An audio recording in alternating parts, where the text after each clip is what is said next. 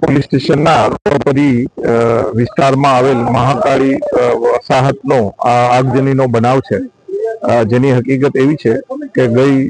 6 તારીખે આ કામે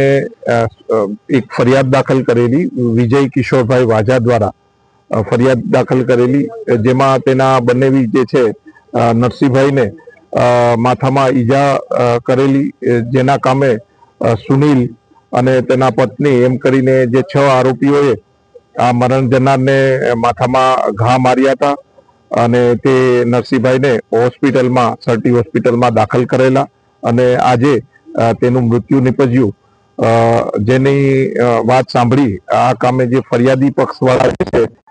તેઓ એકસમ થઈ એક્ટિવા અને બીજા વાહનોમાં આવી અને જે આરોપી જે સુનિલ જે છે સુનિલ અને બીજા તેના 3 ઘરને આગ લગાડી છે.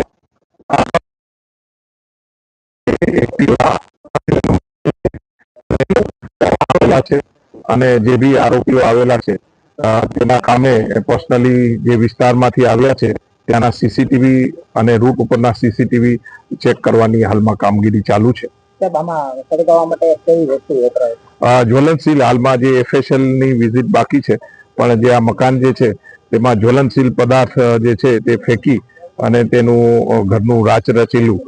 સળગાવવામાં આવેલા છે અને આ કામે જે આરોપીઓ જે છે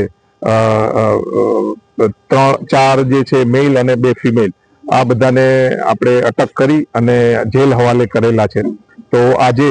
8 વાગ્યાના સમયમાં અહીંયા કોઈ હાજર નહીં હતું, એટલે જે ફરિયાદી પક્ષવાળા એકસમ થઈ અને જ્વલનશીલ પદાર્થથી કરેલ છે. એક આગજનીમાં પર્સનલી જ્વલનશીલ પદાર્થ છાંટી અને આ જે મકાન જે છે તેને